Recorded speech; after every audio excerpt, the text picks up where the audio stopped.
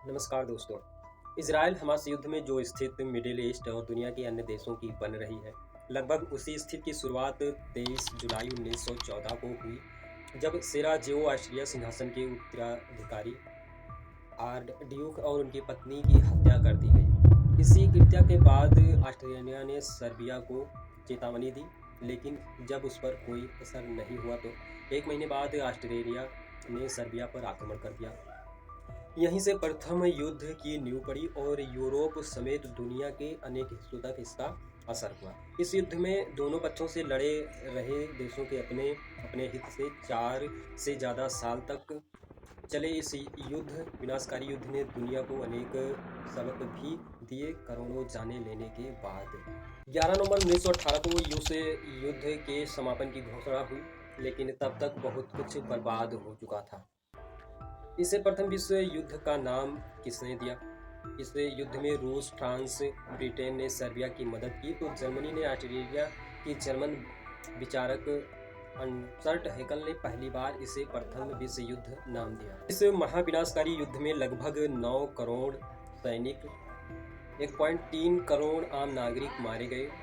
इसी युद्ध की वजह से फैले स्पेनिश फ्लू ने अलग ही विनाश लीला फैला दी। इसके चपेट में भी कई करोड़ लोग मारे गए। इस महामारी ने युद्ध खत्म होने के 1 साल बाद बिता ली। प्रथम विश्व युद्ध को आधुनिक इतिहास का पहला वैश्विक महाभारत भी कहा जा सकता है। असल महाभारत में जिस तरह से देश भर के राजा, उनकी सेनाएं जुटी हुई थी, ठीक उसी तरह प्रथम विश्व युद्ध में भी दुनिया के देश एक दूसरे से लड़ रहे थे। महाशक्तियां टकराई थी। देखते ही देखते पहले यूरोप की महाशक्तियां आमने सामने, फिर पूरी दुनिया के अन्य देश भी इसमें शामिल होते गए। औद्योगिक क्रांति की शुरुआत थी।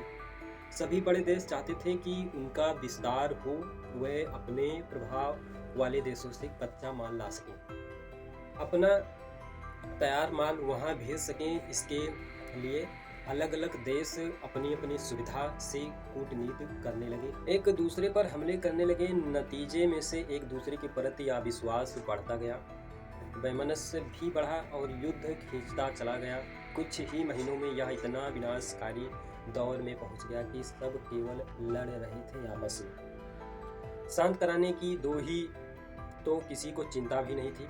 कुछ दिन बाद जापान ब्रिटेन के समर्थन में कुछ कूद गया, तो उस्मानिया जैसे देश जर्मनी के समर्थन में आए। साल 1917 में संयुक्त राज्य अमेरिका भी इस युद्ध में कूद गया। कुल मिलाकर यह लड़ाई यूरोप, एशिया और अफ्रीका तक पहुंच गई। युद्ध जल थल नभ तक लड़ा गया।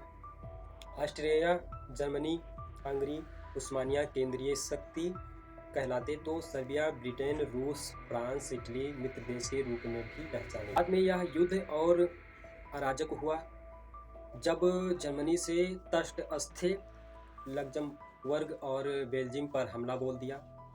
तब ब्रिटेन ने जर्मनी के खिलाफ युद्ध घोषित कर दिया। जर्मनी ने अनेक जहाज समुद्र में डुबो दिए। ब्रिटेन का जहाज भी जर्मनी ने डुबो दिया।